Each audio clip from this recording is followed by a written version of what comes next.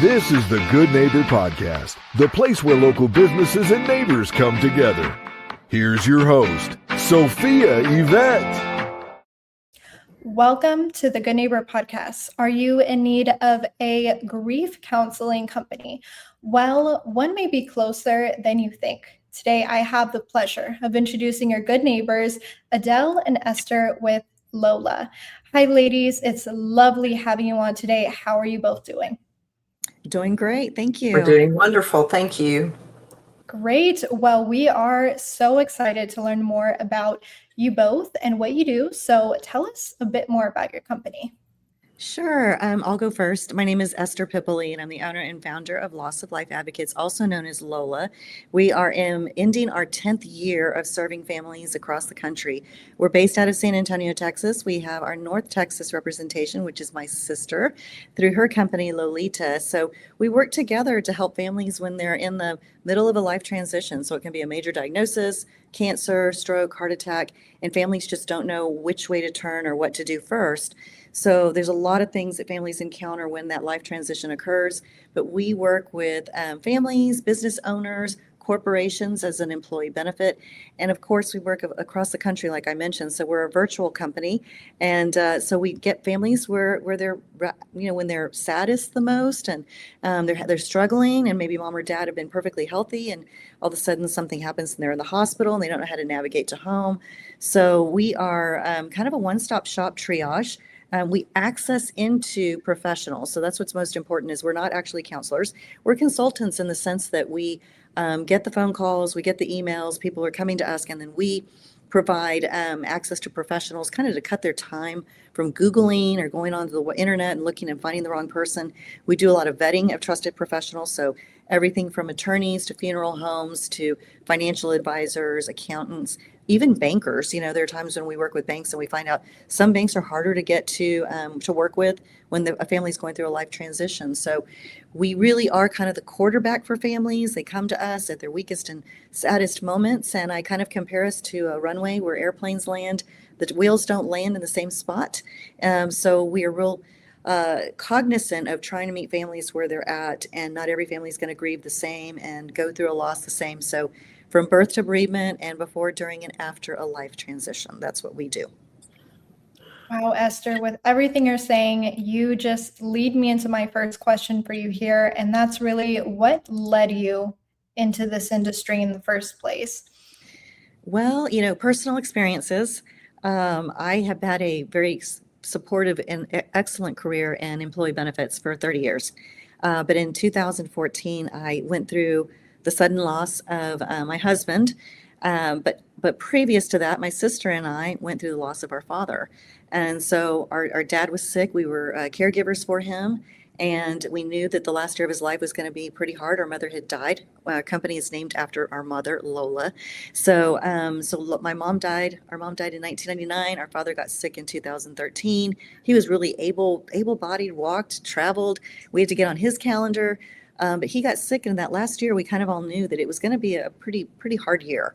He went into independent living and then 24-hour care, and he died July 25th. And then my husband 3 days later said he didn't feel good, and he was diagnosed with stage 4 cancer within 10 days of my dad dying.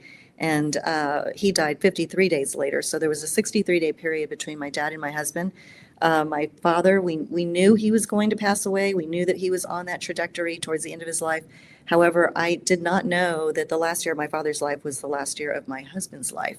And really taking it from that experience of being in benefits, I know that employees go to work every day and they struggle with these type of situations. They don't know who to turn to. So I started out kind of starting Lola, and everybody told me, wow, I'm kind of do that. I'm a hospice care worker, I'm a grief consultant, or I'm a chaplain, or I work with home care. And we faced a lot of resistance at first. And then COVID happened, and people started calling us and saying, hey, my parents don't know. We don't know how to get into the bank accounts. We don't know my mom's dying, and my parents are separated. My dad doesn't communicate with us. So COVID really kind of changed our trajectory of our company. And so we became really the quarterback for families, where hospitals were calling us, doctors, nurses, other professionals in the industry that were like, hey, we're getting kids that are going through probate and they don't know what to do with property. So a personal experience. I mean, I learned a lot. My husband was a trial lawyer in San Antonio, and he was successful at that, but I did not know anything about his business. So when he died, I really was that widow faced with my sister and I emptying his law office together. We had literally 7 days to get out of the building. The leasing office was like, you need to get out.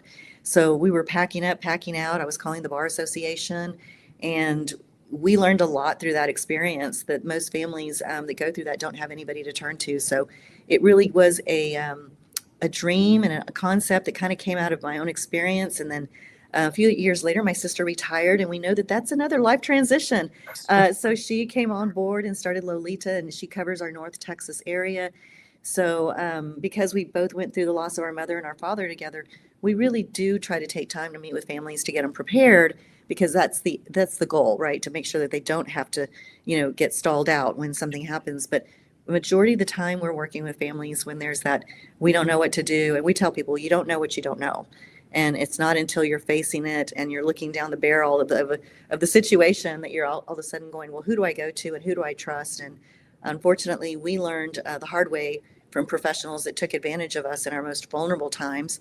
And even though my husband was a lawyer, we found ourselves just being just victims, in all of that. So you're grieving, and then people are taking advantage of you, and family dynamics come in, a blended family. So we really do take our time to work with families, but it came from a very personal experience for us.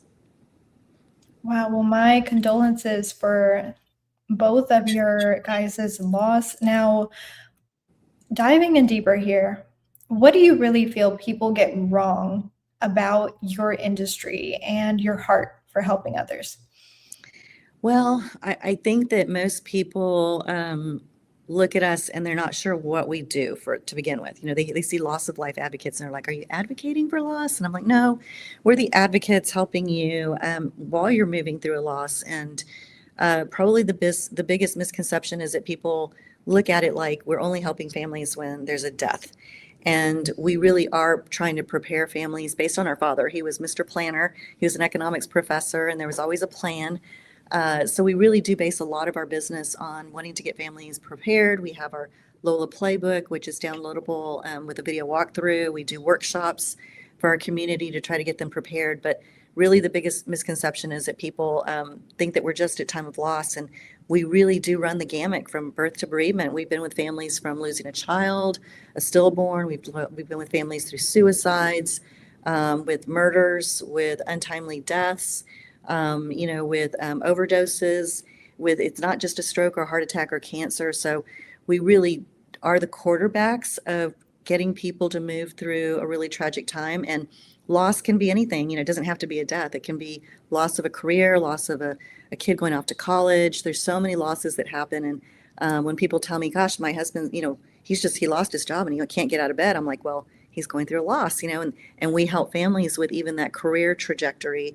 So we really do work with a lot of families during a lot of losses. So I would say that's the biggest misconception, that people just think, oh, you just help families when there's a death. And really that's a part of it, because we do help with death certificate distribution and helping families navigate to probate lawyers and making sure that they can close down and get money. I was just talking to a family yesterday and I said, it's not just the grief that you go through, but if you don't have the money to give you the peace to go through the grief, then that's another stress. So we really do work with families afterwards, but it is before, during, and after. And I think that loss of life advocates sometimes can get in the way of people thinking that we're just working at time of loss. And it really is through every life transition.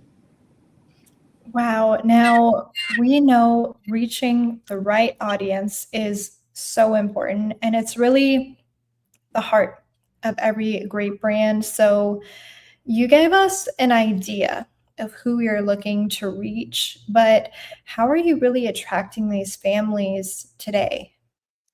Great question. My sister and I feel like we have lots of wine and talk about this. Being in our 10th year, I will say in the beginning, it was really hard to explain our concept and our idea, but our biggest reach is through employers. So we have employers that bring us on as an employee benefit. They pay for it 100% for their employees. So when there's any type of life transition, an employee can direct access into LOLA. They have their own website with their own passwords. They have access to resources.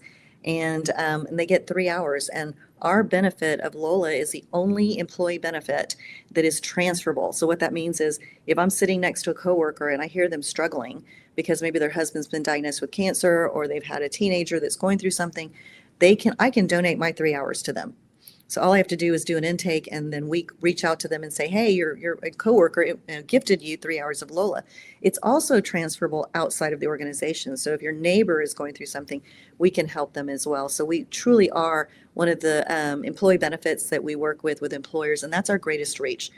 Then we work with our communities and our neighborhoods to go into our HOAs, into our neighborhood associations, and work with them at the ground level, because we know as neighbors when somebody stops going to the mailbox, or we hear that a neighbor can't get out anymore to do grocery shopping, or there's an Alzheimer's diagnosis, or something's going on, it's our neighbors that support us. So we really do work in the ground level, and that's really what my sister's doing in North Texas, because in San Antonio, we've been working the San Antonio area. Of course, we work across the country, but we really love to touch the people in North Texas because we got to take care of our own people in our own home state. So if we can start here and we start in our communities, then the reach kind of gets to word of mouth, gets out there, and it helps. But right now, the neighborhood stuff, the workshops that we do that are free, we had one Saturday in Schertz, Texas, 3 hours of standing up. We brought professionals from all areas of the spectrum to come in and talk, from lawyers to financial advisors and accountants and hospice care workers, doctors, Medicaid and Medicare people. So that is really how we get the most people, through our free community workshops and then our employers. Wow, that's definitely some important information to have. And we've covered some great information today in this episode. But what our listeners really want to know is, where can they go to learn more about what you do and you both, and connect with you? Sure. Adele, you want to answer that? I feel like I need to let you talk a little bit. She's the middle child. She's always the quiet one. So I'll let her talk for a minute. So definitely word of mouth. There's lots of connectivity. We go to many meetings, whether it's women's small business groups or neighborhood associations, and share our information. We have a lot of pamphlets and bookmarks and things that we make available, and then they can hand it to someone else if someone has a need. Our website as well, they can go there directly and actually surf it and navigate it, and they can actually ask for a consult directly on the website. And there's also all of the advocates who are trusted partners as well. They can take a look and see who they are and so forth. And we're always trying to build that team as well. And we are working on building our team up here in North Texas. So we're always looking for some great trusted partners. And we will definitely be looking at your website to see if there are any that we can actually connect with and make them part of our team up here in North Texas. Well, Esther and Adele, I really appreciate you both being on the show today, and we wish you and your business the best moving forward. Thank you so much. Thank you so much. Thank you for listening to the Good Neighbor Podcast. To nominate your favorite local businesses to be featured on the show, go to gnpfrisco.com. That's gnpfrisco.com, or call 469-221-9345.